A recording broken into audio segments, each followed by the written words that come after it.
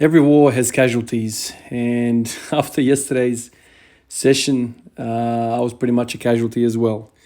I went in with that kind of war mentality yesterday. I was so keen to squat, and I basically did too much, which is fine.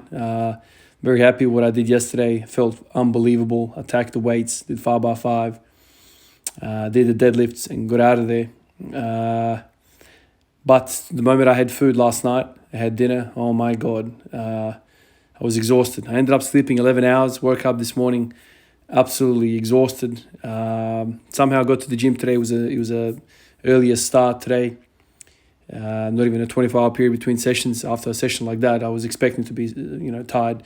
I'm not sore. I'm just absolutely flat. I feel weak, all that stuff. So I warmed up. I did my usual thing. You never know when it's mental fog, when it's actual proper fatigue. Although I would have been quite confident in betting that it was actually real fatigue today, based on what I did yesterday. So I warmed up. I did plenty of warm-ups. Quite extended warm-up actually today. Got to 180 kilos. That felt shaky as hell. It felt really, really slow. So I called it there. I didn't want to do any more squatting after that. Went to the deadlift. Got up to 230 for a single. And then I was like, okay, what do I do now? I haven't done benching for a little bit. I wanted to do the Bilbo, but because I'm so freaking exhausted as a system, as an organism, I'm just flat. It wouldn't make sense to work hard on the bench press today. So I just worked up to a 130 kilo single on the bench. And then I decided to do something I haven't done in a very long time. These type of sessions, I think, are the best to kind of experiment with different exercises, different ideas. So today I decided to work on my lats. That was kind of the thinking today. I couldn't deadlift, I couldn't squat much because of the fatigue. I couldn't bench a whole lot because of the systemic fatigue. Again, I didn't want to do Bilbo. Bilbo is quite heavy, quite tough, doing all those reps. So what I decided to do is focus on the lats. Now the lats have been on my mind for a little bit. I don't know whether you guys kind of see, but when I set up for my deadlift, I try to get nice and set before I pull. I try to pull the slack out of the bar, and part of that whole setup where I pull the slack out of the bar, I really try to kind of clench down with my lats. So I raise my shoulders up, stretch them, and then I really try and ledge down with the depress my shoulders, really kind of pinch my shoulders down as hard as I can. And I found that when I do that, I feel a lot better off the floor. I feel the bar doesn't drift as much, and I feel just a stronger back. I've been thinking a little while now, kind of in the back of my mind, how to go about training my lats. Now, I think the lats get plenty of training when you do deadlifts and deadlifts that frequently. But I think I want to do something for them. So when it comes to lats, the first thing that you think of is rows and pull-ups. Now, which exercise is better for deadlifts specifically? I'm not doing this for hypertrophy. I'm not doing this for looks, for that V taper. That's none of my concern. My concern is direct carryover to help me deadlift stronger. And if I deadlift stronger, then I squat better, and vice versa. It all kind of feeds into the same thing. So I'm not thinking about what builds thickness, width, all that sort of stuff. All I want is, how do I get stronger in that motion of depressing my shoulders down, so when I start pulling on the bar, my shoulders don't round kind of up and over, right? So it kind of solidifies my back position, because we know where lats kind of come from. Lats are a very big muscle. They kind of go from all the way from your tricep. There's all these insertion points, there's all these origin points, and they sometimes they go all the way down to the hip. There's been, I don't know if it's for everyone, but sometimes the lats kind of attaches to the iliac crest kind of thing. I don't know whether that's for everyone, but there's a bit of variation amongst us. So it's a very, very large muscle. Basically covers all of the back essentially. Now, I've historically been mostly concerned with getting my rectus strong, getting my core strong, and then through the actual act of deadlifting and squatting, everything else will kind of get some sort of work, including the traps and the lats and whatever. Now I kind of want to start experimenting with the lats. The back pumps are completely gone, so I don't have to do anything directly for that. And that's purely because of what I've been doing with the hamstrings. So it's interesting how like one thing leads to another. Like if you go back a month, I was doing a whole lot of stuff on psoas stuff, like, leg raises, psoas curls and all that sort of stuff. The idea there was that I wanted to fight that lower back pump that I was getting through the pin squats. Now, these back pumps are not existent anymore. My pin squats have kind of dropped off a little bit ever since the volume block, although I will be doing them at least once a week. But the back pump issue has been sorted, it seems, through just direct hamstring work. So I don't like doing things just for the sake of doing them. I like to have direct goals, direct objectives, and then I just keep a track of how my performance is based on this accessory movement. So today I decided to do single arm dumbbell rows, kind of leaning on top of the rack. You'll see it like the last exercise for today, and just row. And I went heavy. I started off with 32 kilos, then I went to 42 and then finished with 52. So I did 3 sets of 10. And the 52 kilo dumbbell is very, very heavy and there's a whole lot of body English and it's not strict. But the thinking behind that is, I'm not trying to, body build here. I'm just trying to get really, really strong in pulling. If I was thinking about symmetry and if I was thinking about optimal hypertrophy and all of that sort of stuff, I'd probably go down to 30 kilos and really control the dumbbell and go up and down. For me, it's like, it's a different type of training style, bodybuilding and strength training. A lot of people say, you don't need to lift so heavy. All you got to do is control the motion, like control the weight, under control, pinch at the top, lengthen at the bottom. That's the kind of stuff that bodybuilders talk about. For me, I just want to get good at movements. Okay, I want to move weight. And so for me, I couldn't care less what muscles being engaged as long as the movement is happening. So this is why I went really heavy with dumbbell. All I wanted to do is get that dumbbell up. So I wasn't particularly thinking about, getting the dumbbell to my, pockets, what people do, I just moved the dumbbell essentially. So I went quite heavy on it. I only did 3 sets, but I felt the lats kind of really engaged. And so I'm really interested to see the next few days if there's any DOMs from this. Because, up until now, for quite a while now, I haven't done any direct lat work. So I really want to see which muscles get fired up when I do these bent over dumbbell rows.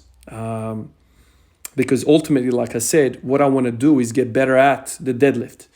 I did think about pull-ups, because pull-ups are more kind of shoulder depression than shoulder retraction, whereas rowing motions are more shoulder retraction type of movement.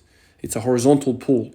So it would make sense to do kind of vertical pulling as in a pull-up, because that's more of a shoulder depression rather than a shoulder retraction. And if you think about how I set up for my deadlift, you see it here. What I do is I shoulder depress. I don't particularly care about shoulder retraction. Now, shoulder retraction is very good for the bench press, but it's not something that you're supposed to do with deadlifting, because the moment you start pulling on the bar, you're going to get protracted anyway. So you can see here see how I kind of depress the shoulder. So essentially what I want to do is get good at that. Now, that is the lat. It's the lats that do that. But the lats do a whole bunch of things, right? It's a very large muscle group. So there's fibers of it that retract, and there's fibers of it that depress, I'm pretty sure. And with retraction, there's also the rhomboids, the major and the minor. They also contribute to retraction of the shoulder blades. So this is kind of how I'm thinking about it. If you really wanted to be a really good bodybuilder, you would kind of hit everything. This is what bodybuilders do. They hit incline bench, decline bench, flat bench, they do flies, all those sorts of things to really get every single fiber of every single muscle. For me, I couldn't care less about that. I just want, like I said, function. I want performance. And so I'm doing this for the deadlift. If I was doing it for the bench press, it would make sense to get more shoulder retraction. So it's kind of like, let's see how this goes. I'm going to try and see how the rowing has affected me. Because like when I start pulling, I mean, you can't really see it here, but I feel like my shoulders are kind of detaching. They're kind of rolling up. So I'm just wondering if I go really stronger in that kind of shoulder depression, movement, maybe my deadlift will feel lighter. I don't know. It's something to think about. When it's sessions like this, when I don't pull my whole spirit and my mind and my body into, squatting or deadlifting because I'm so fatigued, I always kind of think, okay, let's use this opportunity to do something else in the gym today. I can't work hard, but I can experiment. And this is kind of, I've said this in the past, when I train at home, on days like this, I've been known to be in the freaking garage for like 3-4 hours. I would kind of literally just play around. I've mentioned this before. I would play with all these different ideas. I'll do a pull-up and I'll go back to the deadlift, and then I'll do a row, then I'll go back to the deadlift, then I'll do a single arm, and I'll just kind of mess around. Nothing heavy, just kind of experimentation to see what kind of feels right or whatever. I've done that with squats for many different exercises, from calves to hamstring curls to leg extensions, all these sort of things I've done. I actually lowered the weight really, really slowly there. And that was basically the session. I did the bench press. So the bench press, I haven't done bench now for, I want to say 3-4 days. 3 days, I think. So the plan was I did floor pressing for now a week, or 4 sessions, I think. 4 or 5 sessions all up. I've done floor pressing. And so the idea was to go back to the Bilbo sets and see if there's any kind of change to how the flat bench feels after doing a week of floor pressing. I got 130 and it moved quite well. I potentially could have gotten 140. I just didn't want to go for 140 with no one around, and I didn't want to die in the gym today. Because there's nothing more embarrassing and there's nothing more dangerous, I feel, than benching by yourself and pushing 1 rep maxes.